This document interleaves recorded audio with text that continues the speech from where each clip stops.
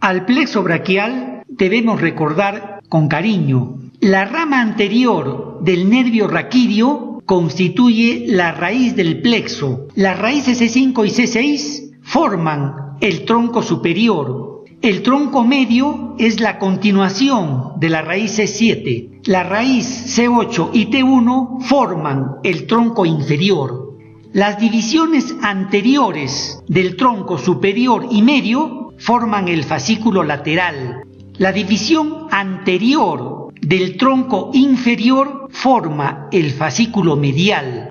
El fascículo posterior empieza a formarse en el cuello, con las ramas posteriores de los troncos superior y medio. Se completa en la axila con la división posterior del tronco inferior. Los troncos en la nomenclatura antigua se llamaban troncos primarios, superior, medio e inferior. Y los fascículos se llamaban troncos secundarios, anteroexterno, posterior y anterointerno. Algunos textos todavía conservan esta nomenclatura antigua.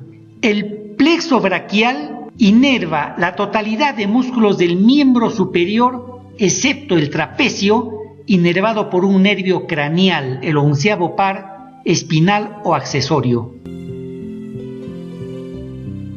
El plexo braquial relaciona el medio externo con la médula espinal a través de 3 tipos de fibras: eferentes o motoras voluntarias, magentas, y eferentes motoras involuntarias del sistema simpático, azules. Ambas fibras abandonan la médula espinal por la raíz anterior. Las otras fibras son sensitivas, aferentes, voluntarias, que ingresan a la médula por la raíz dorsal. El cuerpo neuronal o la neurona de las fibras aferentes se encuentra en la sustancia gris y la neurona de las fibras aferentes en el ganglio de la raíz dorsal. Todas las neuronas del sistema simpático para el plexo braquial se encuentran en la columna intermedio lateral entre los segmentos medulares T1 y T6. Las fibras motoras voluntarias eferentes somáticas generales inervan la musculatura estriada del miembro superior y permiten el movimiento. Las fibras motoras involuntarias simpáticas son eferentes viscerales generales, llegan a la piel, estimulan a las glándulas sudoríparas, aumenta el sudor, estimulan al músculo liso de las arterias y producen vasoconstricción, estimulan al músculo liso erector del pelo y se produce la piel de gallina. Ese es el efecto simpático en la piel. La piel se pone pálida, los pelos se ponen de punta como piel de gallina y aumenta la sudoración. Recuerden, fibras motoras voluntarias inervan músculos estriados, fibras simpáticas inervan músculos lisos. Las fibras sensitivas aferentes somáticas generales conducen a la médula 2 tipos de sensaciones: superficiales o exteroceptivas, que llevan información sobre temperatura, tacto y dolor, y fibras que llevan sensaciones propioceptivas o profundas, que nos informan sobre la posición y el movimiento de las articulaciones. El agujero de conjunción divide a las lesiones del plexo braquial en pre- y posganglionares. Las preganglionares son las más graves, deberíamos decir gravísimas, porque se acompañan de avulsión o arrancamiento de las raíces. Son lesiones irreversibles. No hay posibilidad de lograr la continuidad de las fibras nerviosas. La mayoría de las posganglionares son supraclaviculares. Aproximadamente la 1/4 parte son infraclaviculares. Las lesiones postganglionares desde el punto de vista anatomopatológico pueden ser neurodmesis, axonodmesis y neuropraxia. Neurodmesis es la sección total del nervio. Se debe operar para restablecer la continuidad. Hay buenas posibilidades de recuperación. En la axonodmesis hay lesión de la mielina y también pérdida de la estructura del axón, pero la continuidad del tejido conjuntivo ayuda a la recuperación, que puede tardar varios meses. La neuropraxia es una lesión leve del nervio, solo afecta a la mielina y la recuperación es total en pocas semanas. La lesión de las raíces C5, C6 se denomina proximal o de Erbs-Duchenne. La lesión de la raíz C7 media o de Remarque, pero es muy rara. La lesión de las raíces C8 y T1 es distal o de Club de Jerin. Las lesiones proximales generalmente son postganglionares y las distales generalmente preganglionares, avulsivas, irreversibles, y se acompañan de síndrome de Horner, porque la mayor parte del aporte simpático de la musculatura ocular ingresa por T1 y la lesión de T1 impide el aporte simpático a la musculatura ocular, apareciendo el síndrome de Horner. Las lesiones de las raíces del plexo braquial en su mayoría son totales, por ese motivo se acompañan de síndrome de Horner. Las avulsiones o arrancamientos son lesiones irreversibles preganglionares de las raíces. Se producen con más frecuencia en las raíces C8 y T1 que en las raíces C5, C6 y C7. El ligamento transverso radicular se extiende desde la apófisis transversa hasta el epineuro de las raíces, que es la envoltura más externa. Este ligamento estabiliza y fija las raíces C5, C6 y C7 al agujero de conjunción. Repetimos, el ligamento transverso radicular solo existe en las raíces C5, C6 y C7.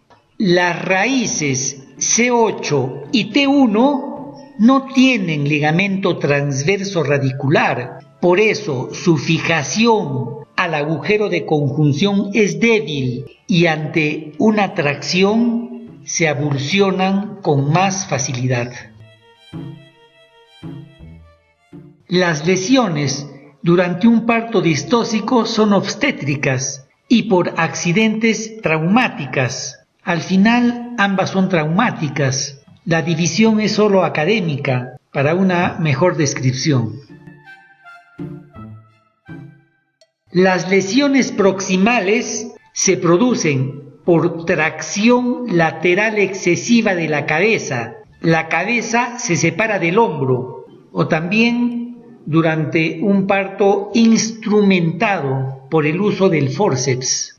Las lesiones distales por tracción excesiva del miembro superior o durante un parto podálico son generalmente preganglionares, avulsivas, irreversibles. En el 10 al 15% de los casos se pueden complicar con fracturas de húmero o de clavícula, y en partos podálicos es más frecuente la lesión del nervio frénico.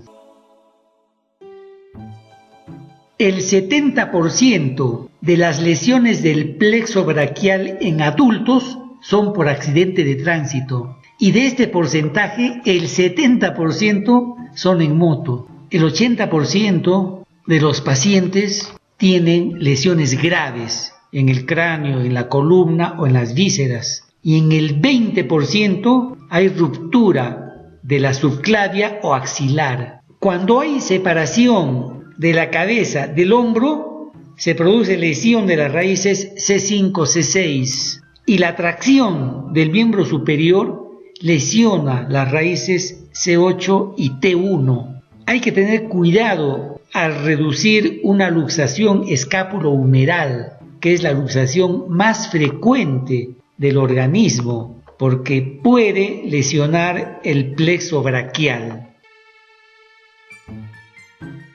La lesión de las raíces C5, C6 se conoce como proximal o de Erdős. La lesión del nervio circunflejo o axilar paraliza el deltoides, disminuye la abducción del hombro. La lesión del supraescapular paraliza al infraespinoso, que es el principal rotador externo del hombro. La lesión del músculo cutáneo paraliza al bíceps y al braquial, disminuye la flexión del codo. Esto determina que el miembro superior se encuentre en aducción, rotación interna y extensión, con la característica posición del miembro superior en propina de mozo. Lo mismo se puede observar en niños. La lesión de las raíces C8-T1 se conoce como parálisis distal o de Club de Jerin.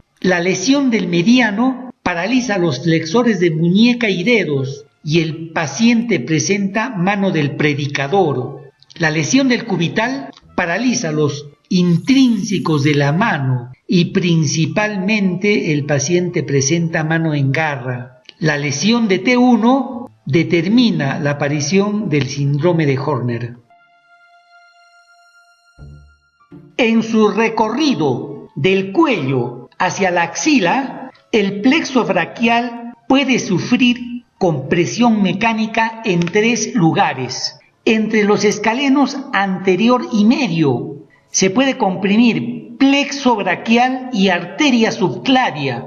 Puede ser por la presencia de una costilla cervical. Se denomina síndrome escalénico. Entre la primera costilla y la clavícula se puede comprimir el plexo, la arteria y la vena subclavias. Se denomina síndrome costoclavicular. Se produce por una deformidad de la primera costilla o por un callo exuberante en la clavícula.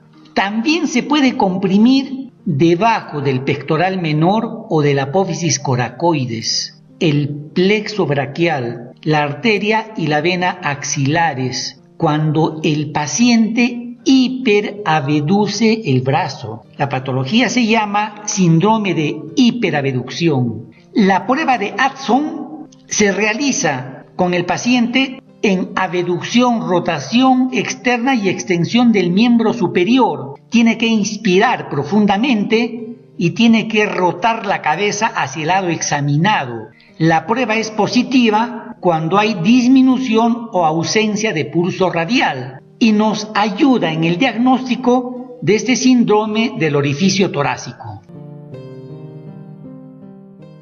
Las raíces del plexo braquial originan solo 2 nervios que se encargan de la musculatura extrínseca del hombro: dorsal escapular, escapular posterior o nervio del romboides, y torácico largo o nervio del serrato mayor. Ambos emergen a través del escaleno medio y transcurren por el triángulo posterior, donde pueden lesionarse por traumatismo. La lesión del dorsal escapular es muy rara y todavía es compensada por el trapecio. El torácico largo se puede lesionar en su transcurso por la axila, en operaciones por cáncer de mama, mastectomías, y produce escápula alada. El único nervio originado en los troncos del plexo braquial es el supraescapular, en el tronco superior. Se dirige a través del triángulo posterior junto a la arteria supraescapular hasta la escotadura coracoidea, El nervio pasa por debajo y la arteria por encima del ligamento coracoideo.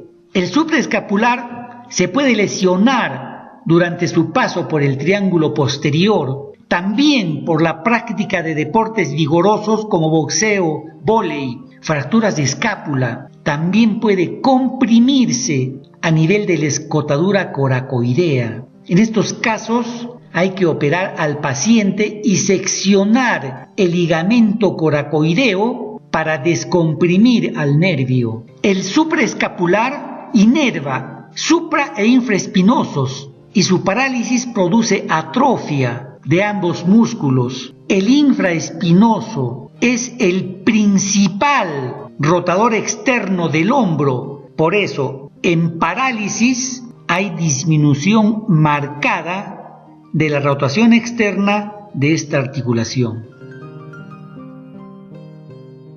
Es muy raro el compromiso aislado de los fascículos del plexo braquial. Lo que debemos recordar es la lesión de las ramas colaterales, pectoral mayor, pectoral menor, braquial cutáneo interno accesorio y nervio tóraco-dorsal o del dorsal ancho en operaciones por cáncer de mama en mastectomías. El nervio que más se compromete en estas operaciones es el intercosto humeral, que no pertenece al plexo braquial, pero lo recordamos porque se une en la axila al accesorio del braquial cutáneo interno para inervar la piel de la axila y parte de la cara interna del brazo. La erupción cutánea típica luego de parálisis y dolor hace pensar en neuritis por herpes zóster. El síndrome de Pancoast-Tobías es la invasión del tronco inferior del plexo por cáncer de ápex pulmonar y se acompaña de síndrome de Horner, ya sabemos, por compromiso de T1. La radioterapia por cáncer de mama tracciona el plexo braquial por fibrosis, también daña los vasa vasorum y provoca neuropatía isquémica.